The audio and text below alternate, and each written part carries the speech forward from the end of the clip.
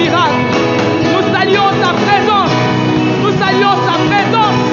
Nous saluons sa présence. Si tu étais entré en Seigneur malade, est-ce que tu peux te lever, essayer de bouger, essayer de marcher? Mais rassure-toi que tu es en train d'acclamer Jésus, Jésus, Jésus. Nous l'acclamons.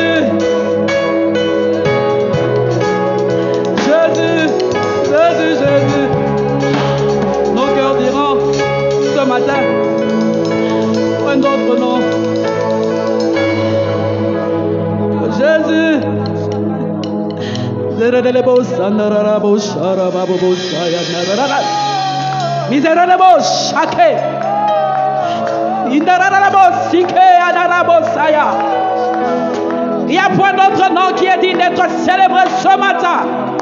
Il n'y a que le nom de Jésus, Jésus, Jésus. Digne d'être acclamé, digne d'être élevé, digne d'être célébré ce matin.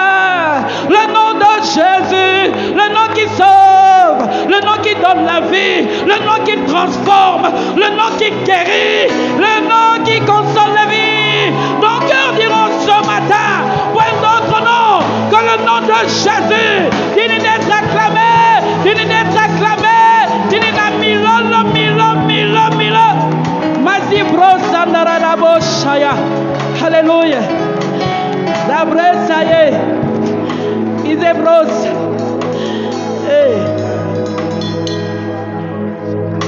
En chantant ces chants ce matin, je regarde ma vie, je dis si on enlève le nom de Jésus, je suis morte. Si on enlève le nom de Jésus, ma famille n'existe plus.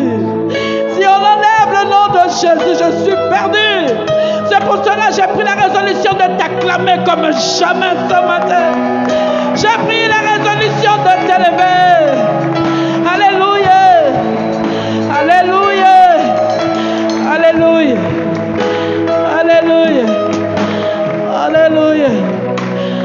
Alléluia. Oh Jésus.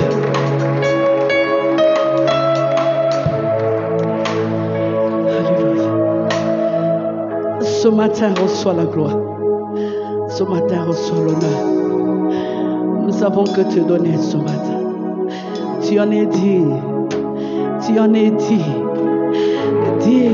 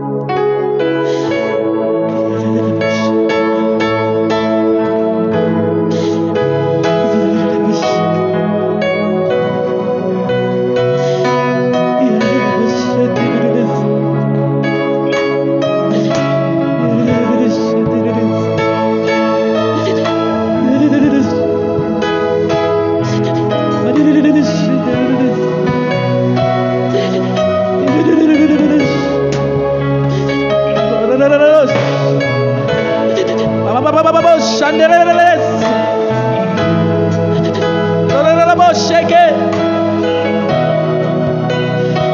tout pour moi, Jésus. Tu es tout pour moi, Yahweh. Tu es tout pour moi, Jésus. Tu es tout pour moi. Tu es tout pour moi. Tu es tout pour moi. Tu es tout pour moi. Tu es tout pour moi. Tu es ma force. Tu es mon appui. Tu es ce dont j'ai besoin chaque jour. Ce matin, je dis Jésus.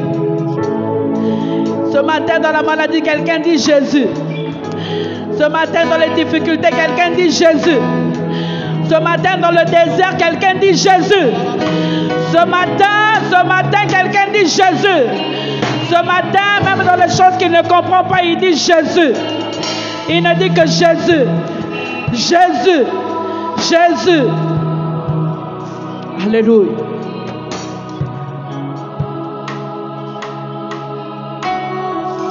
Alléluia. Alléluia.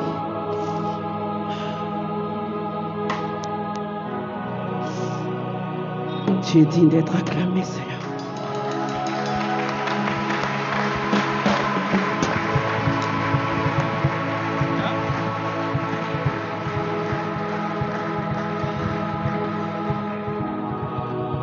Alléluia. Est-ce que tu peux bien acclamer Jésus?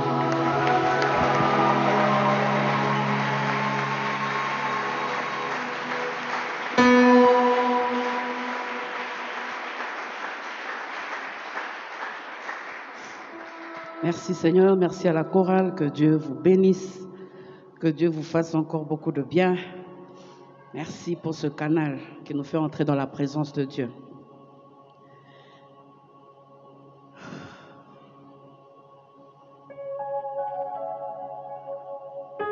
Merci Jésus.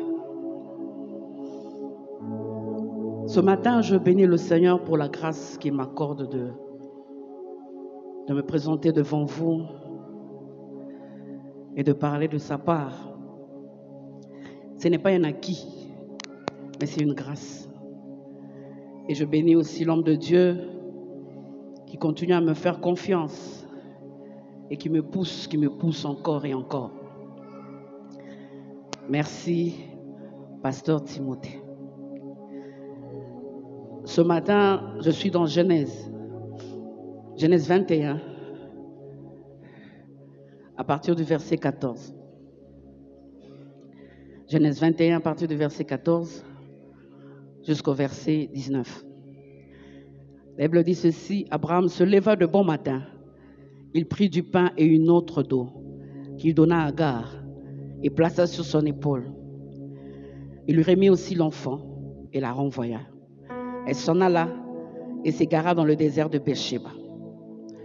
Quand l'eau de l'outre fut épuisée, elle laissa l'enfant sous un des arbrisseaux et alla s'asseoir vis-à-vis à une portée d'arc, car elle disait que je ne vois pas mourir mon enfant. Elle s'assit donc vis-à-vis de lui, éleva la voix et pleura. Dieu entendit la voix de l'enfant et l'ange de Dieu appela du ciel Agar et lui dit: Qu'as-tu, Agar? Ne crains point, car Dieu a entendu la voix de l'enfant dans le lieu où il est. Lève-toi, prends l'enfant, saisis-le de ta main, car je ferai de lui une grande nation. Et Dieu lui ouvrit les yeux, et elle vit un puits d'eau. Elle alla remplir d'eau l'outre et donna à boire à l'enfant.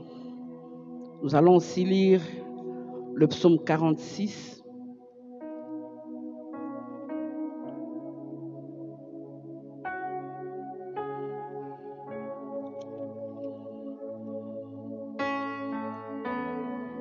Le psaume 46, le verset 1 dit ceci: Dieu est pour nous un refuge et un appui, un secours qui ne manque jamais dans la détresse. Le psaume 124,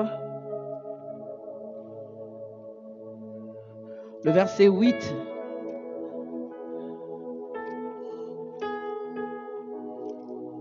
Le psaume 124, le verset 8 dit ceci.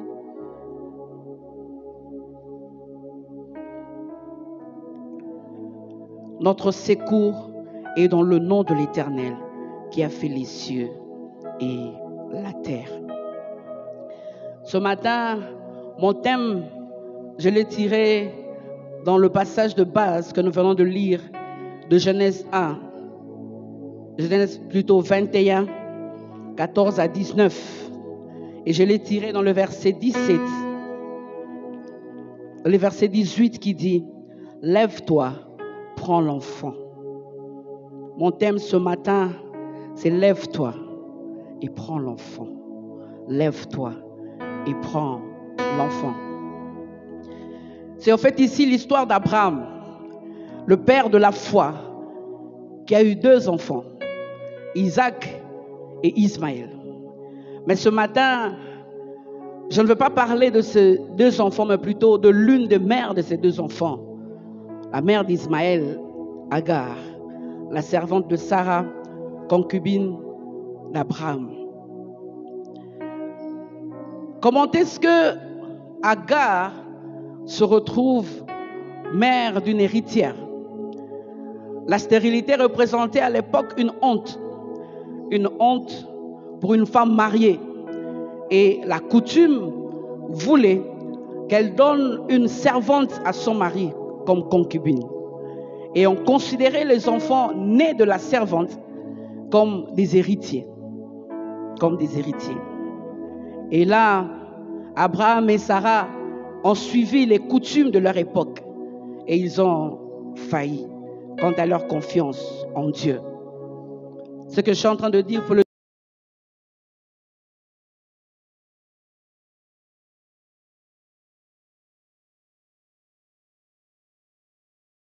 dans l'histoire, à cause de 2 personnes, attendre le temps de Dieu. Elle est entrée dans l'histoire. Combien la désobéissance de quelqu'un peut faire entrer quelqu'un dans l'histoire. La désobéissance de quelqu'un peut faire que la vie d'une personne change. Aujourd'hui, des années et des années, des siècles après des siècles, tout homme, toute femme qui lira la Bible trouvera Agar, trouvera le nom d'Agar. Et la Bible dit dans ce passage de Genèse 16, 1 à 3, la Bible dit 10 ans après l'installation d'Abraham dans le pays de Canaan, c'est-à-dire 10 ans, ils se sont impatientés. 10 ans après, ils se sont dit, est-ce que vraiment ce que Dieu a dit, il va l'accomplir? La coutume ne dit-elle pas, il faut prendre la concubine, il faut prendre plutôt la servante pour que celle-ci puisse donner naissance à l'héritier. Agar l'Égyptienne vient et entre dans l'histoire et donne naissance à Ismaël. Sarah, impatiente, est allée chercher secours en Égypte. Agar était une Égyptienne. À ce stade de ma prédication, j'aimerais tout simplement dire à quelqu'un de ne pas aller, malgré que la promesse peut tarder, ne pars pas chercher du secours en Égypte. Ne rentre plus en Égypte. Tu es déjà sorti de là. Ne rentre plus. Et j'aime ces 2 passages. Ésaïe 30, 1 à 3. Ésaïe 30, 1 à 3 dit « Malheur, dit l'Éternel aux enfants rebelles qui prennent des résolutions sans moi et qui font des alliances sans ma volonté pour accumuler péché sur péché, qui descendent en Égypte sans me consulter, pour se réfugier sous la protection de Pharaon et chercher un abri sous l'ombre de l'Égypte. » Et Ésaïe 31, le verset 1, dit ceci, Ésaïe 31, le verset 1, « Malheur à ceux qui descendent en Égypte pour avoir du secours, qui s'appuient sur des chevaux et se fient à la multitude des chars et à la force des cavaliers, mais qui ne regardent pas vers le sein d'Israël. » Ce matin, alors que j'étais en train de préparer cette prédication, c'est vrai que ce n'est pas vraiment dans le développement de mon message. Et peut-être que je serai en train de parler sans suivre, dire un, deuxième point, un troisième point. Mais sûrement que je serai en train de parler à un cœur. Et ce matin, Dieu m'a dit de dire à ces cœurs, reviens. Tu es parti trop loin en Égypte pour chercher du secours. Pourquoi? Parce que 10 ans après, 15 ans après, 20 ans après, tu ne vois toujours pas l'enfant qui devait venir. Tu ne vois toujours pas la promotion qui devait venir. Et tu commences à faire comme tout le monde. Tu commences à faire comme tout le monde au travail. Tu commences à faire comme tout le monde parce que tu te dis, finalement, cette promotion ne viendra pas. Tu commences à falsifier les factures. Tu commences à faire des choses que tu ne faisais pas. Pourquoi? Parce que tu as attendu et tu t'es fatigué. Ce matin, Dieu me dit, reviens, reviens. Parce qu'en Égypte, il n'y a aucun secours en Égypte. Il n'y a aucun secours. La vraie personne plutôt, la personne qui apporte le vrai secours s'appelle le Saint d'Israël. Il ne ment pas. Ce qu'il t'a dit, il va l'accomplir. Il m'a dit de te dire ce matin, reviens. Tu es allé trop loin chercher le secours. Ce que j'aime avec ce Dieu, même lorsqu'on part très loin chercher du secours, il ne change pas sa décision sur nous. Il ne change pas ce qu'il avait dit qu'il allait faire. Peut-être que tu n'es même pas encore entré en Égypte, mais tu es à la porte. S'il te plaît, reviens. Il y a beaucoup de sollicitations. Maintenant, les gens disent, tout le monde est chrétien. Tout le monde est chrétien. Le directeur au travail dit, moi aussi je suis diacre à mon église. Ça va faire quoi? Mais n'oublie pas, tu ne peux pas trahir la race. Tu ne peux pas. Et si tu es sur le point de fléchir comme Asaph, entre dans le Saint des Saints. Regarde ce que Dieu a réservé pour toi. Et ce matin dit, non, non, non, non, je ne rentrerai pas en Égypte. Je ne rentrerai pas en Égypte. Que faire pour ne pas succomber aux sollicitations de l'Égypte quand la promesse tarde? Que faire pour ne pas succomber? Parce que c'est fort. Vous savez, lorsque l'ennemi vient, il vient au moment opportun. Justement, quand la rentrée scolaire est là et que la facture est là et que tu te rends compte que tu n'as pas encore fini avec les enfants. Le billet de vacances est là et cette facture, il fallait mettre 100. Il faut juste ajouter un petit zéro pour que la rentrée se fasse. Il vient au moment opportun où tu as besoin de l'argent. Il vient au moment opportun où tu regardes, tu te dis, mes parents ne savent que faire. Je dois recommencer l'école demain. Mais cet homme m'avait dit, est-ce que je ne peux pas un peu? Parce que la rentrée est là. Bien-aimé, je t'en supplie, ne succombe pas. Ne rentre pas. Que faire? Que faire? Parce que la vie chrétienne, c'est une vie qui demande la constance. Lorsque tu as pris la résolution de marcher avec Dieu, reste constant. Reste constant malgré les sollicitations. La première chose à faire, déclare à haute voix les promesses que Dieu t'a faites dans la prière. Déclare à haute voix. Pourquoi je dis à haute voix? Parce que lorsque l'ennemi vient, il vient sous forme de pensée. Il commence à te parler. Est-ce que vraiment, si tu cèdes aujourd'hui, ça fait quoi? Il est miséricordieux, il peut te pardonner. Ça fait quoi si tu ajoutes ces zéros-là? Les enfants vont aller à l'école demain. Et puis après, personne ne saura. Bien-aimé, commence à rappeler les promesses de Dieu. Commence à dire, oui, comme Asaph, Psaume 73, il a regardé les gens qui allaient de l'avant et il s'est regardé. Il s'est demandé pourquoi je ne dois pas me suer. Si les gens qui se suent peuvent aller de l'avant, commence à dire, non, Seigneur, tu m'as promis cette promotion. Seigneur, tu m'as promis que tu seras avec moi. Commence à parler à haute voix. L'ennemi ne viendra pas te tenter ici. Il attend que tu sois seul. Il attend que tu restes seul. Quand la famille a commencé à parler, c'est à quand ce mariage qui ne viendra jamais. L'ennemi vient parler au moment opportun. Deuxième chose à faire, souviens-toi de ce que Dieu a fait autrefois et repasse cela dans les moments de louange et d'adoration. Commence à dire, commence à dire, Éternel, l'autre fois, j'étais malade, tu m'as soutenu. Seigneur, il y a 10 ans, dans cette difficulté, tu es venu, tu as agi. Parce que tu as agi autrefois, je crois que tu vas encore le faire aujourd'hui. Je crois que tu vas encore me soutenir. Souviens-toi de toutes les fois où Dieu a été avec toi. Souviens-toi de toutes les fois où il ne t'a pas abandonné. Souviens-toi de toutes les fois où il est resté avec toi. Souviens-toi de toutes les fois où tout le monde t'avait abandonné et il est venu. Et commence à répéter cela. Commence à répéter cela. Même si, lorsque tu répètes cela, il y a une phrase qui dit, mais pour ici, c'est différent. L'autre fois, l'oncle était quand même là. Mais ici, l'oncle n'est même pas là. L'ami n'est même pas là. Commence, continue à parler. La troisième chose à faire pour ne pas retourner en Égypte, entoure-toi des hommes et des femmes qui ont expérimenté la main de Dieu face aux difficultés. Entoure-toi des hommes et des femmes qui ont expérimenté la main de Dieu. Tu sais que cette personne, elle a fait 10 ans sans enfant. Va la voir. Commencez à parler. Commencez à dire comment ça s'est passé. Dis-moi un peu.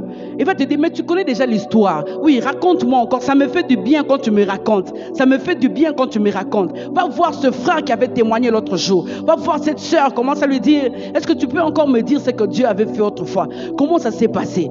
Lorsqu'il est en train de te parler, bien-aimé, il est encore en train de fortifier ta foi.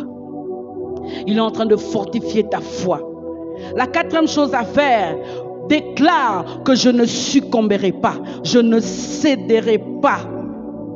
Parle, dis à haute voix, souvent quand tu es seul. Pourquoi? Parce que c'est souvent quand on est seul que l'ennemi vient nous parler. C'est souvent quand on est seul, bien-aimé, que l'ennemi vient nous montrer le tableau sombre. Parle, ouvre ta bouche et commence à parler. Tu te laves, tu commences à parler. Je ne mourrai pas, je vivrai. Je raconterai les œuvres de l'Éternel. L'Éternel est avec moi. Cet enfant va changer. Mon couple verra la gloire de Dieu. Voilà des déclarations que tu dois faire. Bien-aimé, tu dois te fortifier toi-même. Personne ne viendra te fortifier à ta place. Tu dois te fortifier toi-même. Cinquième chose à faire, demande au Saint-Esprit de te venir en aide. Dis, Saint-Esprit, aide-moi. Je sens que ça ne va pas. Je sens que je commence vraiment. Là, il suffit tout simplement que cet homme m'appelle. Je vais répondre à ce rendez-vous. S'il te plaît, aide-moi.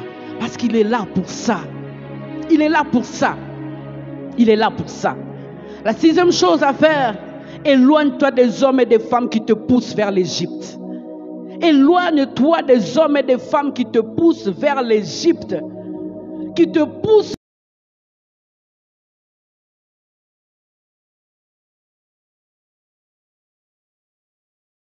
Tu verras des gens qui le font exprès.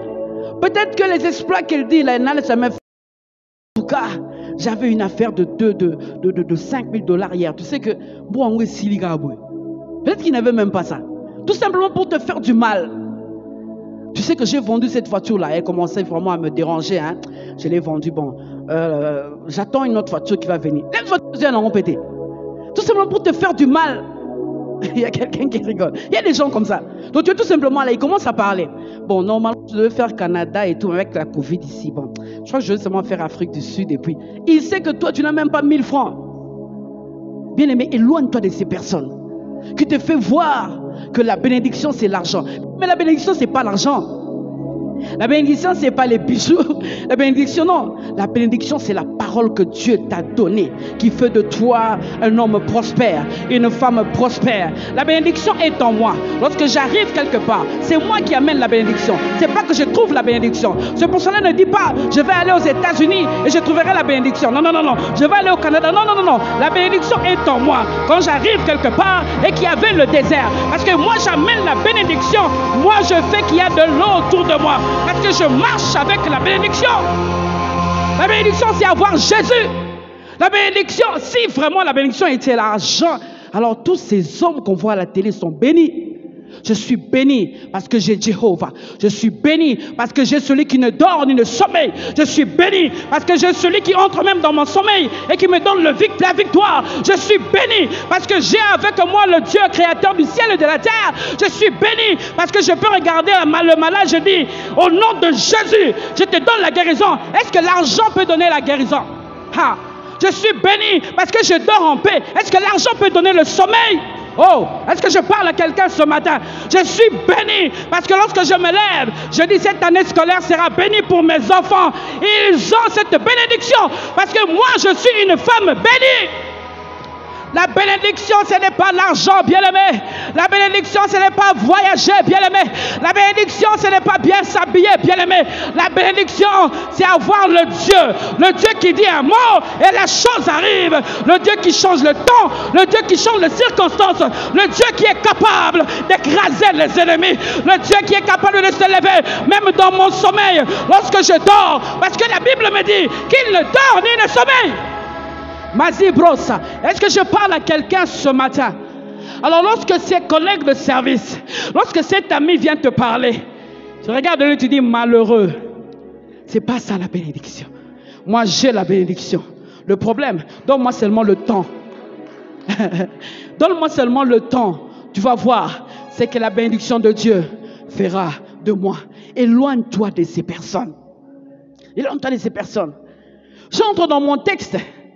Dans ce texte, j'entre dans mon texte. Mais avant d'entrer dans mon texte, j'aimerais te dire une chose.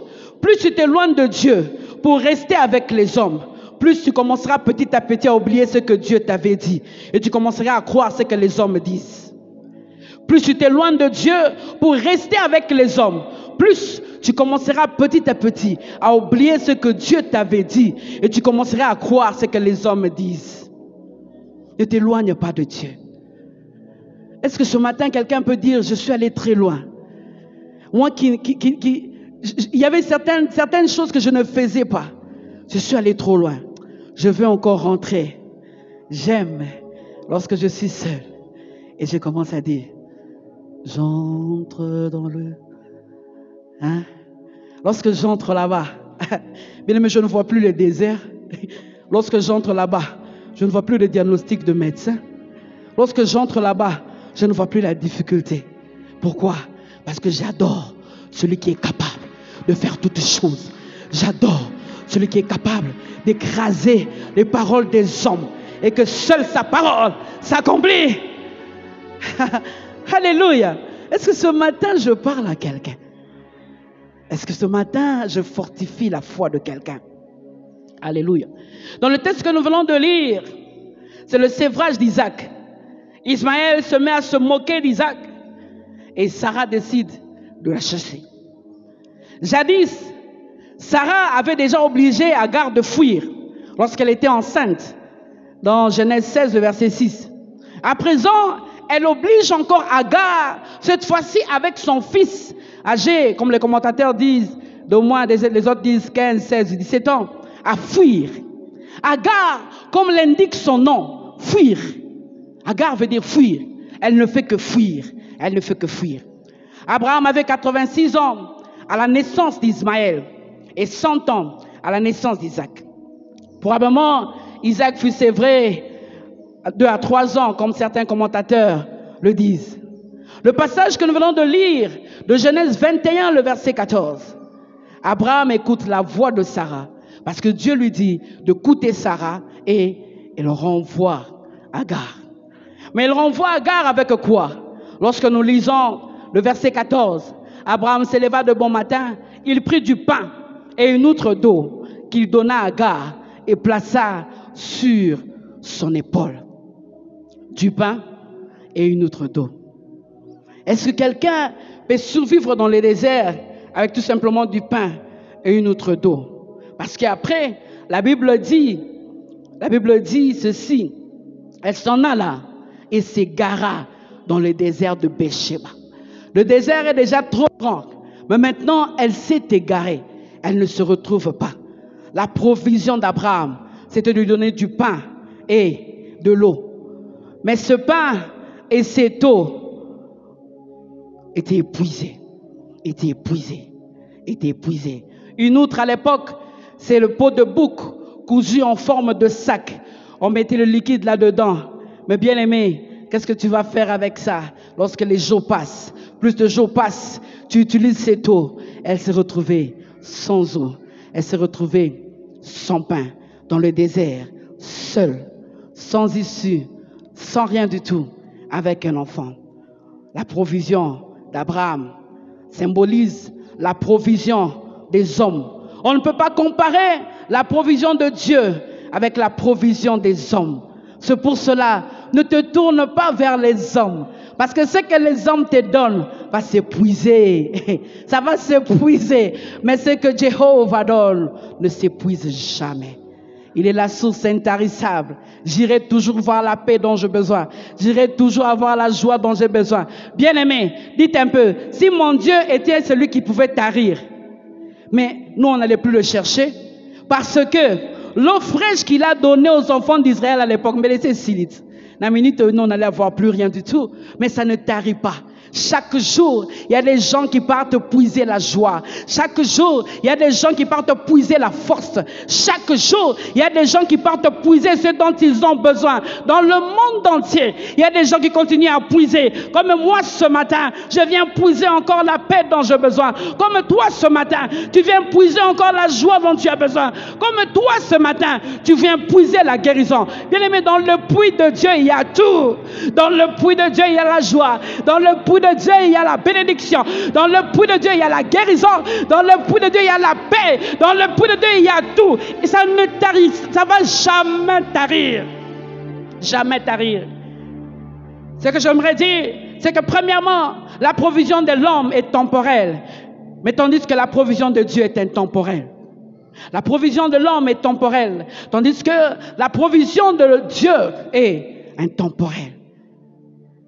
La deuxième chose que j'aimerais dire par rapport à la provision, c'est que la provision de l'homme étanche la soif pour un temps, mais la provision de Dieu enlève la soif. Alléluia. Ça étanche pour un temps, mais la provision de Dieu enlève la soif. Si tu lis le verset 19, la Bible dit, et Dieu lui ouvrit les yeux, elle vit un puits d'eau, elle alla remplir d'eau l'outre et donna à boire à l'enfant. Directement le verset 20, Dieu fut avec l'enfant qui grandit. Qui grandit. C'est le même sac. Mais lorsqu'il est allé dans le puits de Dieu, je crois que cette eau, Agar n'a plus manqué d'eau. Pourquoi? Parce que la provision de Dieu vient nous enlever la soif. Tu ne vas plus pleurer par rapport à la soif. Tu n'auras qu'à tourner. Lorsque dans l'outre ça finit, tu entres encore puiser dans le puits de Dieu. Quatrième chose, c'est que la provision de l'homme est pour quelques jours, tandis que la provision de Dieu est pour toujours. La provision de l'homme est pour quelques jours, tandis que la provision de Dieu est pour toujours. Cinquième chose par rapport à la provision, c'est que la provision de l'homme peut être calculée. Abraham a calculé. Il a donné quelque chose qu'on pouvait calculer. Mais la provision de Dieu est incalculable. On ne peut pas calculer ce que Dieu nous donne, bien-aimé. Qui peut calculer les bienfaits de Dieu? Qui peut calculer combien Dieu est en train de l'arroser depuis qu'il le connaît? Est-ce que tu peux me dire et mesurer les bontés de Dieu? Mesurer les bienfaits de Dieu? Est-ce que tu peux me dire que Dieu, il commence ici, il termine là-bas? Bien-aimé, tu ne sais pas. Parce que l'homme, quand il commence, il calcule. Il dit, je vais quand même lui donner un peu $1000. Non, 5000 c'est beaucoup. Mais mon Dieu, lorsqu'il vient, il me donne un chien cablan. Il ne me donne pas de l'argent comme ça. Il me dit, voilà, signe, dis ce que tu veux faire. Et il ne calcule pas. Il ne calcule pas. Parce que l'amour de Dieu pour moi est incalculable. Mais l'homme, lorsqu'il vient te donner, il se met à calculer. Il s'est dit, l'autre jour, je lui avais donné 50. Après, je lui ai donné 1000 francs. Après, je lui ai donné 50 000 francs. Je crois qu'il peut vraiment faire quelque chose avec toi, avec ça. Mais avec Dieu, même lorsque tu reviens, il continue à te donner. Il ne calcule pas. Bien aimé, si notre Dieu devait calculer les bontés, qu'est-ce que je serais devenu? Si mon Dieu devait calculer la paix qu'il doit me donner, qu'est-ce que je serais devenu? Si mon Dieu devait calculer l'argent à me donner, qu'est-ce que je serais devenu? Si mon Dieu doit calculer la joie à me donner, qu'est-ce que je serais devenu? Mon Dieu ne calcule pas. Lorsqu'il commence à me donner, bien aimé, il ne calcule pas. C'est pour cela, lorsque tu es en train de l'élever, ne calcule pas. Aux autres, calculer adoration de Guénin. Commence à l'élever. Dis, Seigneur, je ne sais même pas compter tes bienfaits. L'ennemi a menti. Le tableau sombre qu'il vient me montrer, il a complètement menti. Parce que mon Dieu, quand il me donne, il ne calcule pas. Il ne calcule pas. La sixième chose, c'est que la provision de l'homme est relative à ce que l'homme est. Il est limité. L'homme est limité. Mon Dieu est illimité. Mon Dieu est illimité. Il va au-delà. Il va au-delà. Il est un Dieu illimité. L'homme est limité. Même si aujourd'hui tu vas voir l'homme le plus riche de la terre, bien aimé, il est limité. Mais j'ai un Dieu qui n'est pas limité. C'est pour cela, ne te fie pas aux hommes, confie ton Dieu. Même lorsque tu vois comme si ça ne marchera pas, la provision de l'homme, elle est toujours limitée, mais celle de Dieu n'est pas limitée. La dernière chose par rapport à la provision, c'est que la provision de l'homme ne serait égalée à celle de Dieu. On ne peut pas égaler la provision de l'homme par rapport à la provision de Dieu. On ne sait pas égaler cela. Isaac, même en parlant d'Isaac, le fils de la promesse, qui avait hérité des puits, qui avait hérité des biens d'Abraham, mais à un certain moment, il était bloqué. Les puits étaient bouchés, il était bloqué. Mais lorsque le Dieu pourvoyeur s'est levé, il lui a donné Rehoboth, il a mis au large et personne ne pouvait plus boucher le puits. Parce que personne ne peut boucher le puits de Dieu. Est-ce que je parle à quelqu'un ce matin? Personne ne peut boucher le puits de Dieu. Personne ne peut boucher le puits de Dieu. Provision vient du verbe latin providere. Providere qui veut dire pouvoir, mettre tout en œuvre, donner des moyens nécessaires pour qu'une action soit remplie, un besoin soit satisfait. Mettre quelqu'un en possession de ce dont il a besoin, de ce dont il a besoin pour accomplir une mission. Bien-aimé, le Dieu, j'aime le Dieu qui donne la vision, il donne aussi la provision. C'est-à-dire, il fait tout pour protéger la vision. C'est pour cela qu'il donne la vision. Il ne peut pas te donner la vision sans la protéger. Alors la meilleure façon de la protéger, c'est de commencer à se manifester dans ta vie comme le pourvoyeur. Le pourvoyeur de toutes choses, parce qu'il continuera toujours et toujours à pourvoir. C'est pour cela, Genèse 22, 14, on l'a appelé Jéhovah Jireh. On l'a appelé Jéhovah Jireh. On l'a appelé Jéhovah Jireh. J'aimerais ce matin que tu saches une chose, que notre Dieu commence à pourvoir là où la provision de l'homme s'épuise. Là où la provision de l'homme s'épuise, c'est là que la provision de Dieu commence. Tant que tu comptes sur la provision de l'homme, Dieu ne vanira pas sa provision. La provision de Dieu commence là où la provision de l'homme s'épuise. Et lorsque nous lisons le verset 14, la Bible dit quoi? La Bible dit, le verset 15, quand l'eau de l'outre fut épuisée, elle laissa l'enfant sous un des arbrisseaux et alla s'asseoir vis-à-vis à une porte d'arc, car elle disait que je ne vois pas mourir mon enfant. Elle s'assied, elle pleure. C'est là que Dieu se met en action.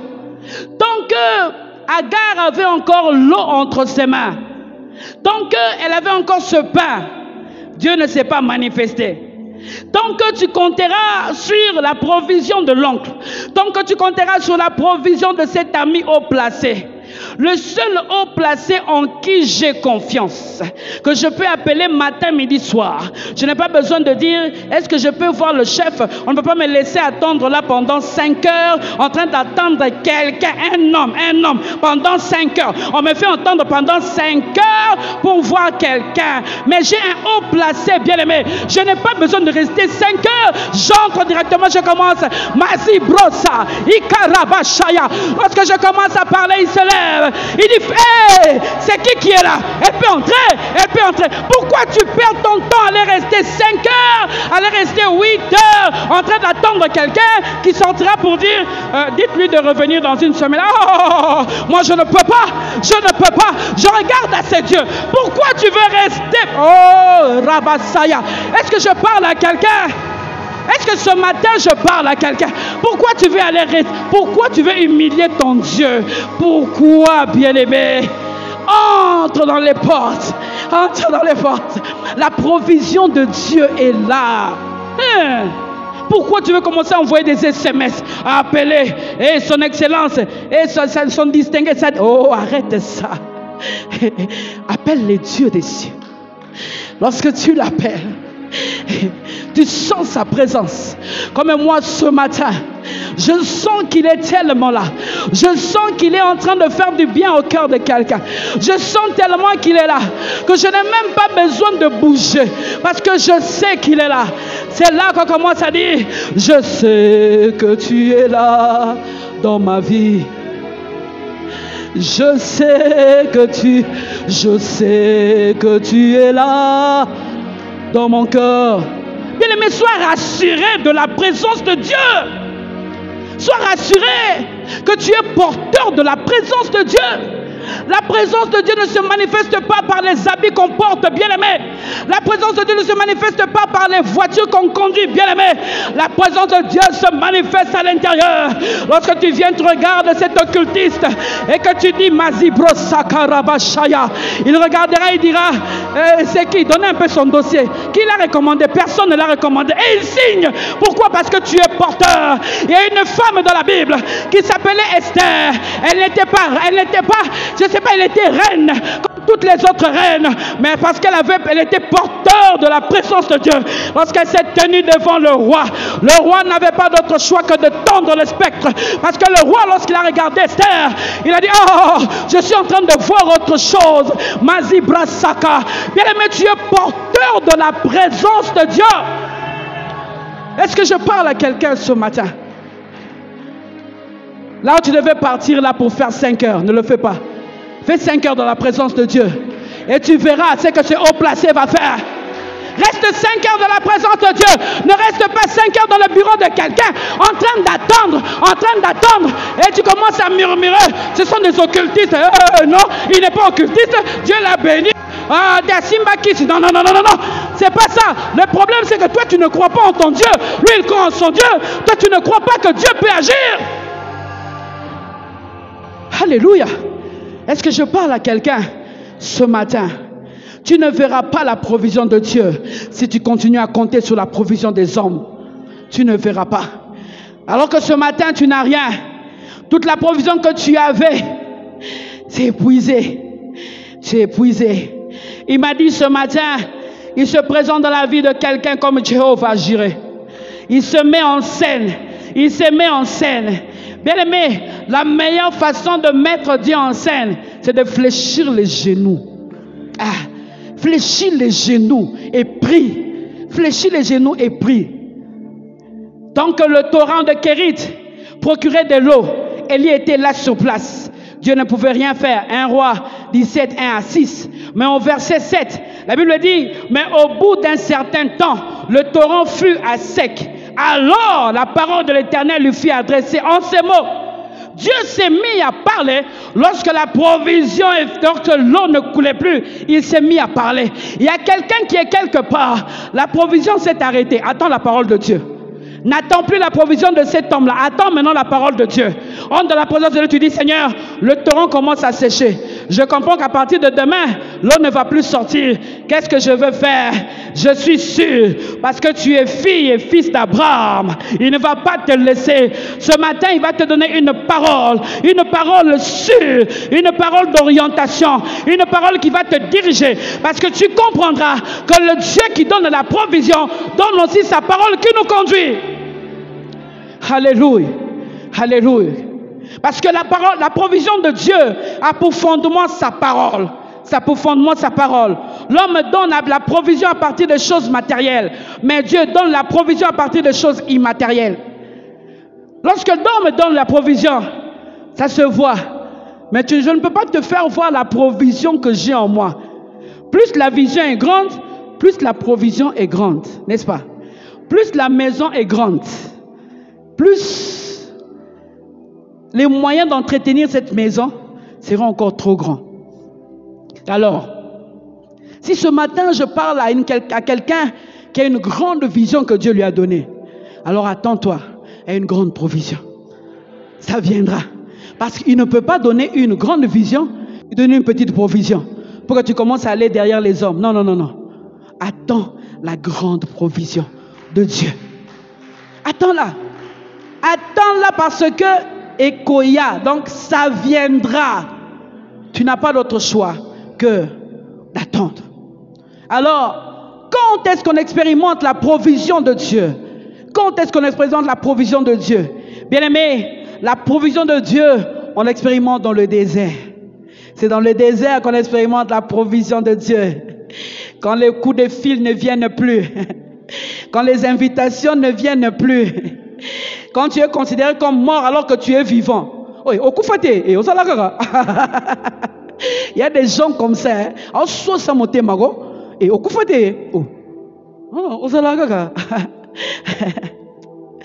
Ah, Jésus. Quand comme Joseph, on est dans la citerne et que ses frères croient que tu es mort, Dieu amène la provision, les Madianites viennent. Quand comme Ruth, on revient avec sa belle-mère brédue, Dieu est en train de préparer un Boaz quelque part. Quand comme Daniel dans la fosse, on n'a plus le secours de personne. Les hommes ne peuvent plus rien faire. Les relations ne peuvent plus rien faire. L'argent ne peut plus rien faire. C'est quand la provision de Dieu vient. Quelqu'un veut voir la provision de Dieu. Tu dois être dans la sécheresse. Quelqu'un est-il dans la sécheresse ce matin? La provision de Dieu est là. Quelqu'un est-il dans le désert ce matin? Maintenant, là, alors que je parle, mandaté par Dieu pour parler de sa part, à dater de maintenant, tu vas expérimenter la provision de Dieu. Parce que la provision de Dieu surpasse le physique. Elle entre jusque dans le sommeil. Il pourvoit la protection. Alléluia. Je regarde en arrière ma vie. J'ai dit toutes les fois j'ai expérimenté la provision de Dieu. C'est lorsque j'ai regardé le téléphone, j'ai dit, ah, qui est-ce que je peux appeler ici? Lui, je l'ai déjà appelé plus de 10 fois. Il n'a jamais pris. Je regarde le téléphone. Lui, on m'a dit qu'il a voyagé. Lui aussi, il a un problème. Je cherche même d'autres numéros. Je ne trouve pas. Le téléphone reste 3 jours sans sonner. J'entends seulement que l'autre avait fêté son anniversaire. J'entends seulement en famille qu'il y avait un deuil. On ne m'a même pas dit parce que je ne veux même pas cotiser. Zabra Seke. Est-ce que je parle à un homme, à une femme ce matin? Lorsqu'on regarde en arrière et on s'est dit, vraiment je suis seul. Il n'y a personne à côté de moi. Bien-aimé, tu n'es pas seul. Tu es avec celui qu'on appelle Jéhovah Jireh. C'est à ce moment-là qu'il vient pour pouvoir. C'est à ce moment-là qu'il vient pour te donner la paix dont tu as besoin. La joie dont tu as besoin. Oui. Comme un couple qu'on a parlé avec eux avant-hier. Ils disent, on ne sait pas comment est-ce qu'on vit. Parce que tout est bloqué. Les affaires sont bloquées, mais je ne sais pas. La rentrée scolaire, je ne sais pas. C'est que je sais, je me réveille le matin, je mange, je bois, je loue mon Dieu, je pars à l'église. Comment je viens à l'église, je ne sais pas. Est-ce qu'il y a quelqu'un qui expérimente ces choses? Pourquoi? Parce que tu as Jéhovah Jireh, bien-aimé. Le même Dieu qui continue à être avec toi, il ne va pas t'abandonner.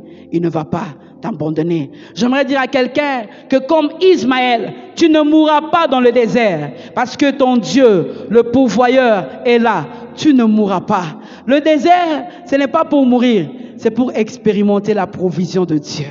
Oui, ce n'est pas pour mourir. Bien-aimé, marche avec Dieu, mais sans les déserts, tu ne comprendras pas Dieu. On comprend mieux Dieu dans le désert. On comprend mieux combien il nous soutient.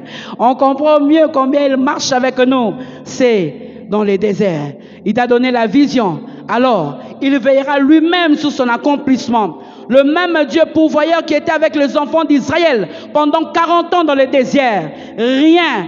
40 ans dans le désert où on ne cultive pas. Où on ne cultive pas. La Bible dit quoi? Deutéronome 29, le verset 5. Je t'ai conduit pendant 40 ans dans le désert. Tes vêtements ne sont pas usés sur toi et ton soulier ne s'est point usé à ton pied.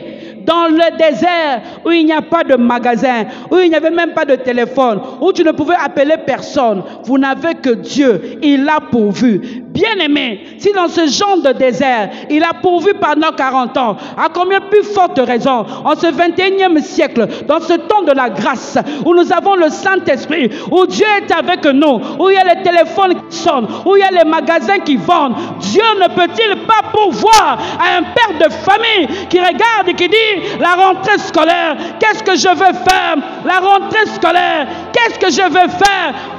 Ma bien-aimée, le Seigneur m'a dit de te dire ce matin qu'il est le Dieu qui pourvoit.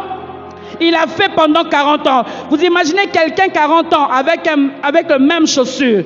Plus il grandit, plus la paire de chaussures aussi grandit. Plus il grandit, plus la paire de chaussures aussi grandit. Est-ce que ça, c'est pas un miracle, ça? Alors s'il a fait ça pendant 40 ans pour les enfants d'Israël, à combien plus forte raison il peut ne pas le faire pour toi et moi ce matin?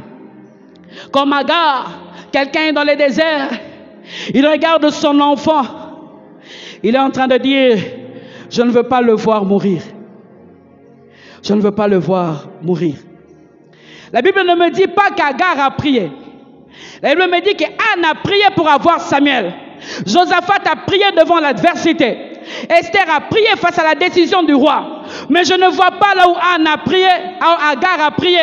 Agar, c'est une Égyptienne. Bien sûr qu'elle a vu la main de Dieu. Mais c'est une Égyptienne. Elle n'a pas prié. La Bible dit quoi? Je vais lire ce que la Bible me dit. Verset 15. Car elle se disait que je ne vois pas mourir mon enfant. Elle s'assit donc vis-à-vis de lui. Elle leva la voix et pleura. Elle ne faisait que pleurer. Elle ne faisait que pleurer. C'est la deuxième fuite. La première fuite s'est faite en Genèse 16, le verset 7. C'est là elle était enceinte. Là au moins elle était près d'une source d'eau dans le désert. Mais ici, il n'y a pas de source d'eau. Il n'y a pas de source d'eau. Elle s'est mise là. Elle a commencé à pleurer. Je me rappelle une fois, on part avec l'enfant à l'hôpital. La fièvre ne se terminait pas. Le peu qu'on avait était fini. On arrive avec l'enfant à l'hôpital. Le médecin qui vient qui dit, on doit changer tous les produits. Les parents, vous connaissez la pédiatrie, combien ça coûte. Tous ces antibiotiques, on va le changer. Il faut mettre d'autres antibiotiques. Alors, quand vous allez voir le pédiatre, vous êtes dans... C'est une ligne, non? Une liste. Donc, il faut sortir pour permettre aux autres d'entrer. Donc on ne peut pas se mettre à réfléchir dans le bureau du médecin. On est juste sorti devant l'hôpital. On est entré dans la voiture. On a croisé les bras. Je l'ai regardé. Il ne me regardait pas. J'étais là, les larmes coulaient. Bien aimé, on n'avait pas prié. Maintenant, il faut changer. Déjà, pour acheter les produits, là, c'était compliqué. Maintenant, le médecin dit, il change tous les produits. Déjà, les produits, on a déjà les dettes des premiers produits qu'on n'a pas payés. Alors, on était là, assis, 19h30, 20h, 20h30. Personne ne parlait à personne. On était là avec mon mari. On regardait en haut comme ça. Mais les meilleures de fois, tu n'as pas besoin de prier, mais le secours de Dieu vient. On était juste là. Et le téléphone a sonné. Tu n'es jamais compris. Bien-aimé, c'est ce qu'Agar a vécu. Elle est juste assise, elle s'est mise à pleurer. Est-ce qu'il y a un parent qui a déjà pleuré ici? Est-ce qu'il y a une mère qui a déjà pleuré ici? Est-ce qu'il y a un père, tout père qu'il est, a déjà pleuré ici? Et le téléphone sonne. Allô? Vous êtes où? On est à l'hôpital. Ok, j'arrive. Et lorsqu'il arrive, il dit, mais pourquoi vous êtes dehors? On n'a pas... Oh, entre. C'est combien? Il est parti payer. On n'avait pas prié. Mais les meilleures de fois où tu te mets tout simplement, parce que tu es sa fille, parce que tu es son fils. Léla Kak.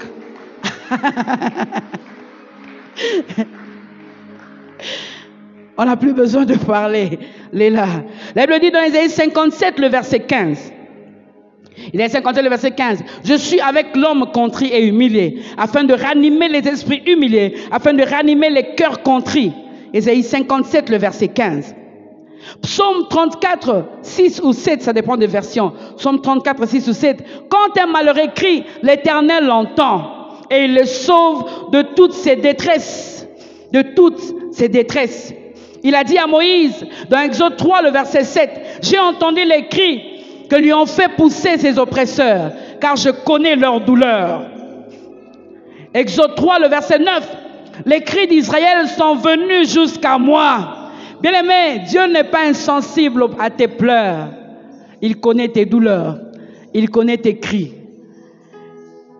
Il m'est arrivé plusieurs fois, accablé des problèmes. Je peux avoir une servante de Dieu. J'arrive. Elle me dit, qu'est-ce qu'il y a? Je me mets simplement à pleurer.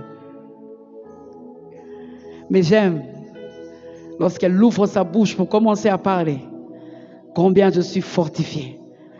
Bien-aimé, ce matin, il se peut que tu ne parles pas, mais que tout simplement, lorsque tu seras devant la présence de Dieu, que tu te mettes à pleurer. Parce qu'en fait, lorsque les hommes te regardent, ils disent, « papa, on bimba basole là. » Bien-aimé, devant la présence de Dieu, il n'y a pas de papa, il n'y a pas de maman. Lorsque ça bloque, lorsqu'on n'en peut plus, bien-aimé, pleure. Parce que devant la présence de Dieu, on est enfant. Et je n'ai jamais vu une mère, un père, voir son enfant pleurer et le laisser. Comme notre Dieu, ce matin, il m'a dit, il ne peut pas te laisser. Lorsque tu pleures, il n'est pas insensible. Ce n'est pas qu'il ne voit pas. Bien-aimé, on ne fait pas le dur devant Dieu. Quand ça ne va pas, on lui dit, là, je n'en peux plus. Je ne sais plus quoi faire, mais je n'en peux plus. J'ai entendu les cris que lui font pousser ses oppresseurs, car je connais leur douleur. Elle est en train de dire que je ne vois pas mon enfant mourir. C'est un cri de détresse. Ce matin, quelqu'un est en train de dire que je ne vois pas cette affaire se terminer comme ça. C'est comme un cri de détresse.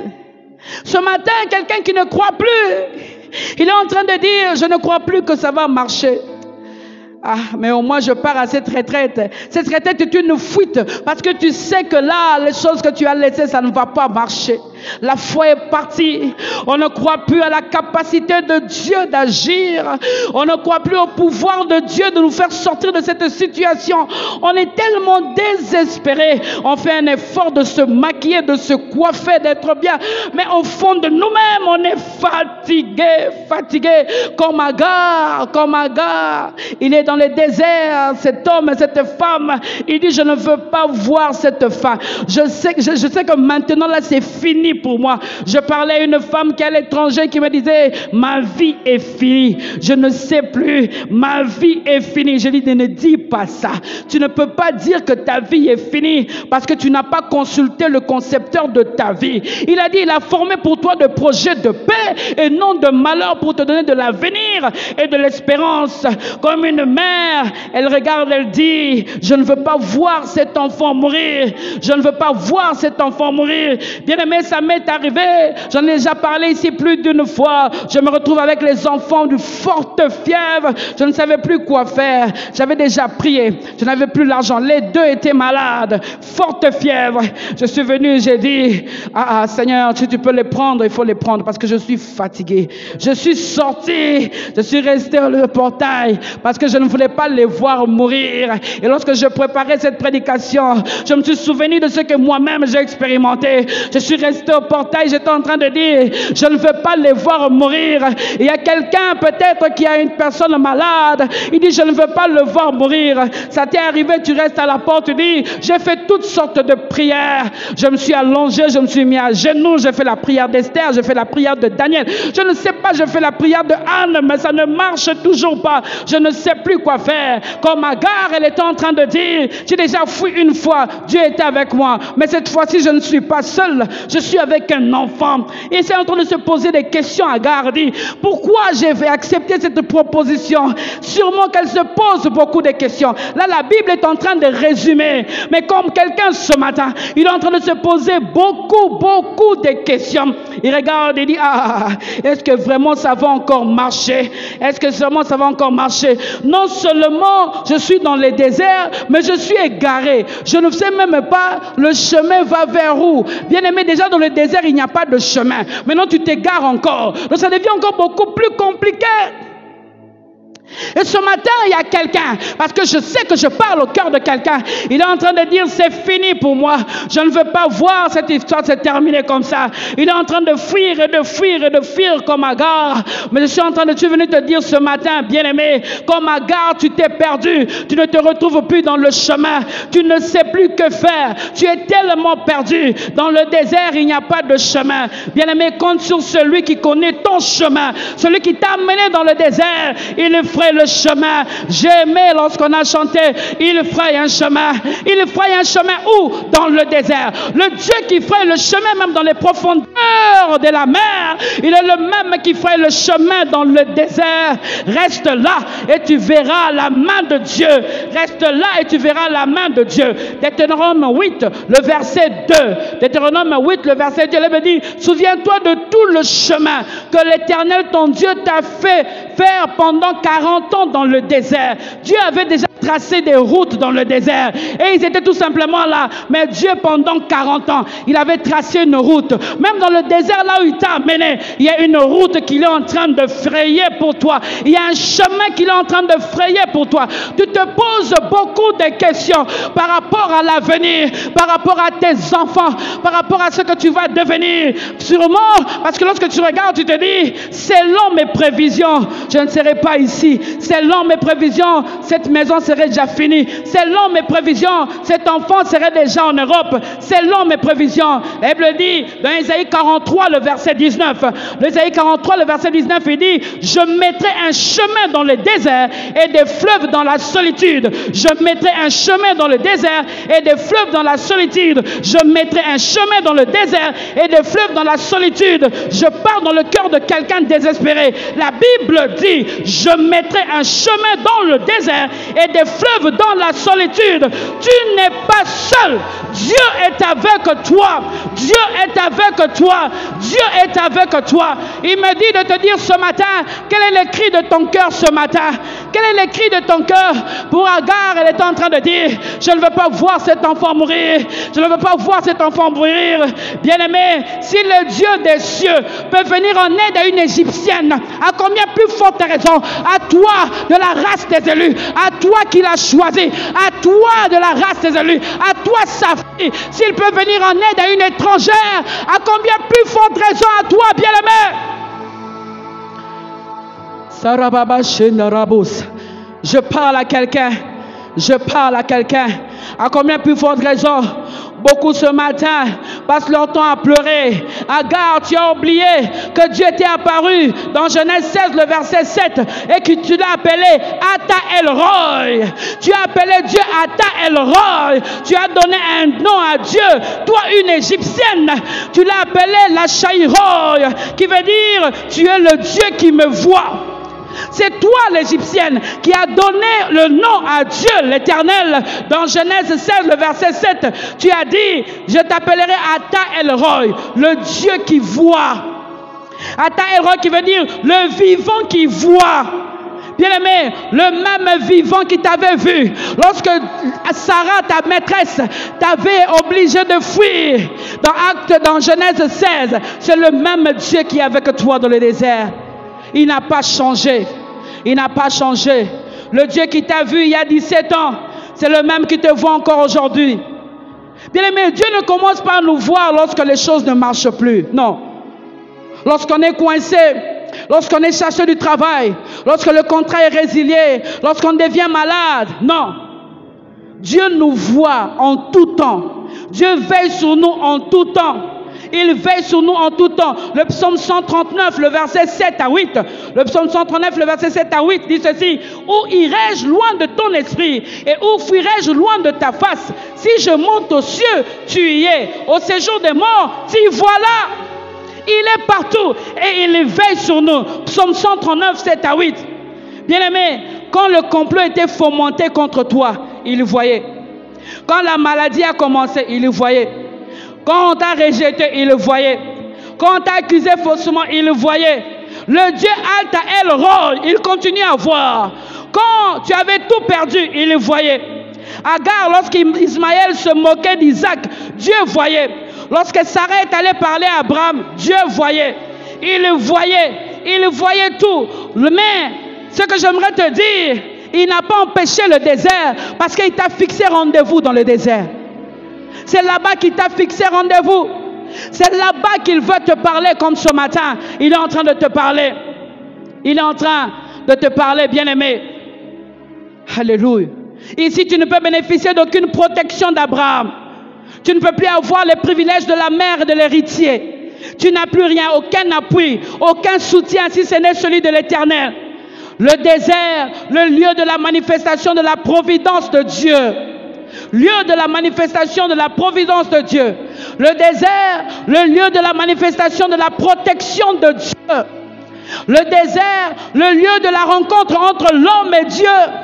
C'est ça le désert, le lieu de la rencontre. C'est pour cela que j'aime le désert. Là-bas, je n'ai pas d'appui. Vous savez, lorsque tu es dans le palais, Joseph, on t'appelle à tout moment. Il faut régler tel conflit. Il faut faire ceci. Là-bas, c'est fini et tout. Mais lorsque tu es dans la citerne, tu n'as pas d'autre choix que de parler à l'Éternel. Tu n'as pas d'autre choix que de regarder à Dieu. C'est pour cela, ce matin, il m'a dit de dire à quelqu'un, lève-toi et prends l'enfant.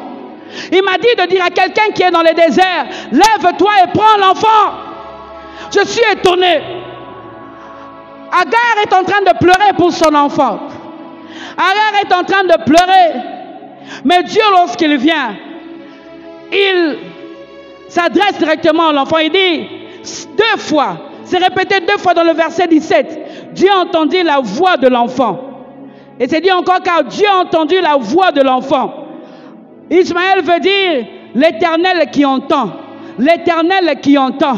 Dieu ne peut pas oublier son alliance. Dieu ne peut pas oublier Ismaël. Dieu est en train de dire à Agar, je suis l'Éternel qui entend. Moi qui ai donné le nom à Ismaël, j'entends lorsqu'Ismaël me crie vers moi. J'entends. Je n'ai pas besoin d'intermédiaire. J'entends parce que c'est moi qui lui ai donné le nom d'Ismaël. Je suis le Dieu qui entend. Je suis le Dieu qui comprend. Je suis le Dieu qui console. Je suis le Dieu qui soutient. Est-ce que je parle à quelqu'un ce matin? Il m'a dit de te dire, il est le Dieu qui entend. Il est le Dieu qui entend. Parce que c'est lui-même qui a donné le nom à Ismaël, le Dieu qui entend. Il voulait tout simplement faire comprendre à Agar, je n'ai pas oublié. Agar, c'est moi qui ai donné le nom à cet enfant. Sûrement qu'Agar se disait, c'est une Égyptienne, elle est en train de se dire, mais mon Dieu, maintenant tu as donné Isaac, Ismaël, tu as encore donné Isaac. Est-ce que c'est vraiment Dieu qui m'avait parlé dans le désert là? Est-ce que c'est lui qui avait dit qu'il allait faire? Bien-aimé, il ne se répand pas. Ce qu'il dit, il accomplit.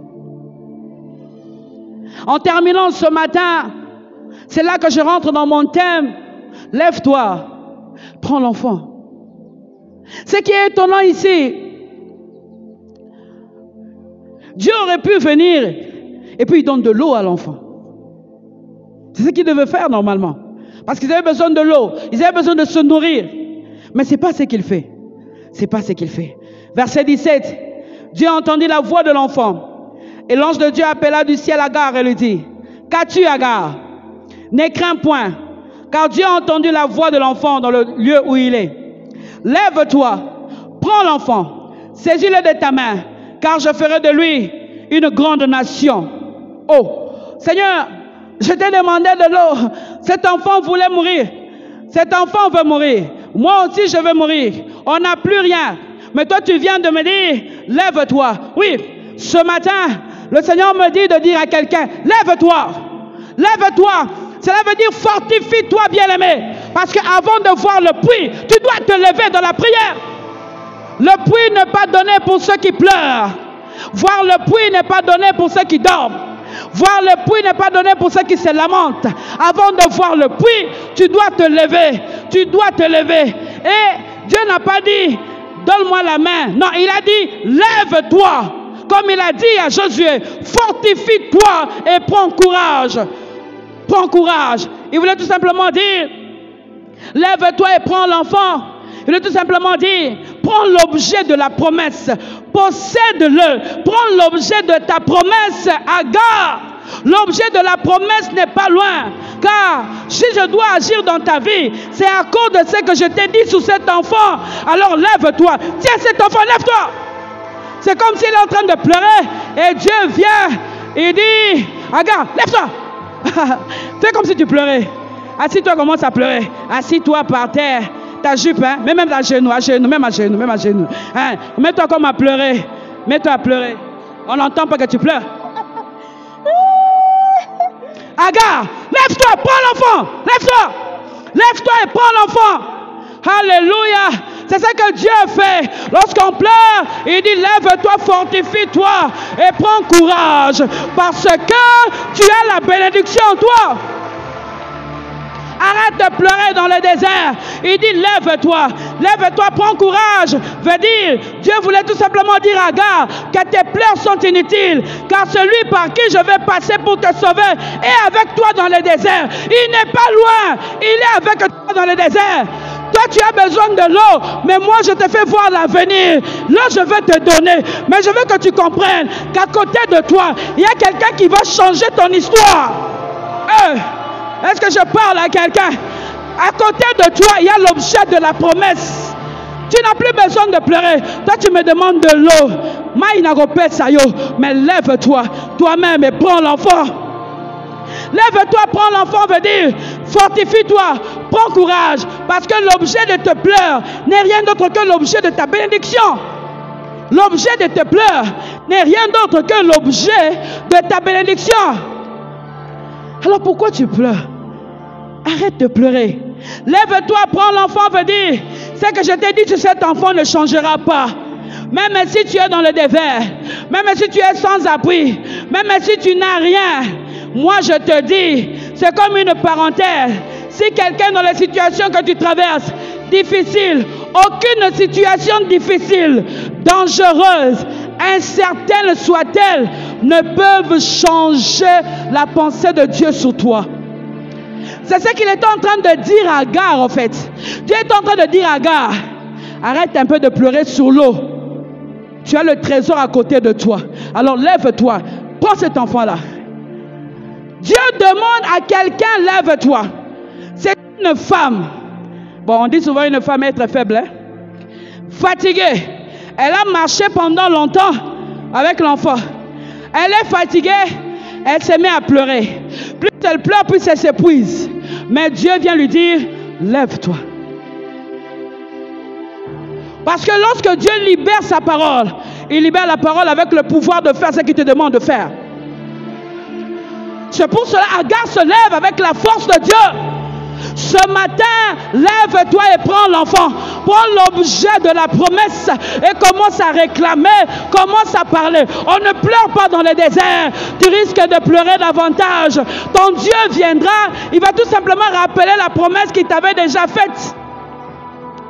Lève-toi, prends l'enfant, veut dire, c'est à toi de bouger. Moi, j'ai déjà parlé. Maintenant, c'est à toi d'entrer en action. Agar, ce n'est plus à moi. Moi, je t'avais déjà dit. Maintenant, il faut entrer en action. Il faut entrer en prière. Lève-toi, prends l'enfant, veut dire, avant que je te donne ce dont tu as besoin, tu dois continuer à jouer ton rôle, Agar. Cet enfant est ton enfant à toi. Tu dois continuer à le nourrir. Tu dois continuer à l'encourager. Parce que c'est l'objet de la promesse. Agar, lève-toi. C'est à toi que j'ai mis cet enfant pendant 9 mois. Il y a quelqu'un qui est porteur de la destinée. Il y a quelqu'un qui est porteur d'une destinée et qui est entré sur le point d'accoucher. Le Seigneur me dit, ne tue pas cet enfant. Ne laisse pas cet enfant mourir. Ne tourne pas le dos pour dire, je ne veux pas voir l'enfant mourir. Lève-toi et prends l'enfant. Tiens le ventre, commence à dire, je ne mourrai pas, je vivrai. Cette entreprise sortira. L'objet de ma promesse est là. L'objet de ma promesse est là. Je ne mourrai pas. Le désert ne me tuera pas. Le Dieu d'Abraham est avec moi. Le Dieu d'Isaac est avec moi. Lève-toi et prends l'enfant. Lève-toi et prends l'enfant. Est-ce que je parle à quelqu'un? Souvent on a l'habitude de pleurer alors que Dieu a déjà tout fait. Et ce matin, lorsque je dis à quelqu'un, lève-toi, prends l'enfant, je dis d'abord, fortifie-toi, arrête de pleurer. L'objet de ta promesse n'est pas loin de toi. Arrête de te lamenter. Arrête de dire que Dieu m'a abandonné. Lève-toi, prends l'enfant, veut dire qu'il y a des choses que tu dois toi-même faire. Dieu ne va pas le faire à ta place. Dieu ne va pas prier à ta place. Dieu ne va pas déclarer des choses à ta place. Bien-aimé, dans la course de la destinée, il y a des choses que nous-mêmes nous devons faire. Dieu ne va pas le faire à ta place. Dieu ne va pas monter à la montagne pour toi. Non, non, non, non. Dieu ne va pas quitter le lit pour toi. Non, non, non, non, non, non. Dieu ne va pas prier. Non, non, non, non, non, non, non. Il y a des choses que toi-même tu dois faire. Et ce matin, quelqu'un doit prendre la résolution de faire sa part. Et Dieu, la suite c'est quoi? Il dit la même chose. car je ferai de lui une grande nation. Moi, ma part, je veux le faire. Mais toi, continue à faire ce que tu as à faire. Est-ce que je parle à quelqu'un? Pour que Samuel vienne, Anne s'est levée. La Bible dit 1 Samuel 1, le verset 9. Anne se leva. Anne se leva. Après qu'on ait bu et mangé à Silo, elle se leva.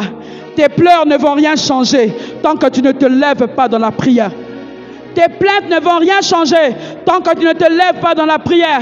Lève-toi, commence à prier, regarde l'objet de la promesse et commence à dire, je ne mourrai pas dans les déserts. L'Éternel est mon appui, l'Éternel marche avec moi, l'Éternel est mon soutien. Lève-toi et prends l'enfant, lève-toi et fortifie-toi parce que tu en as besoin.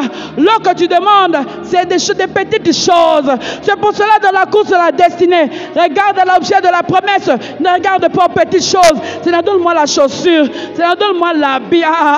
Lorsque Dieu te regarde, il voit le palais, il voit des grandes choses. Mais toi, tu es là. Je ne suis pas venu à l'église parce que je n'ai pas de chaussures. Tu n'as pas compris. Tu es en train de dire à Agar, tu es la mère d'Ismaël, la mère de l'objet de la promesse, la mère de celui dont je dis, l'Éternel l'entend. Il s'appelle Ismaël. Est-ce que ce matin, il y a une mère? Est-ce qu'il y a une Agar qui s'est révoltée, qui dit non, non, non, non, non, non, non. Ça, c'est moi qui dois le faire. Ce n'est pas à Jéhovah de le faire. Ce n'est pas au Dieu de le faire. C'est moi. C'est moi qui dois le faire. Lève-toi. Prends l'enfant. Que Dieu vous bénisse. Zabroche.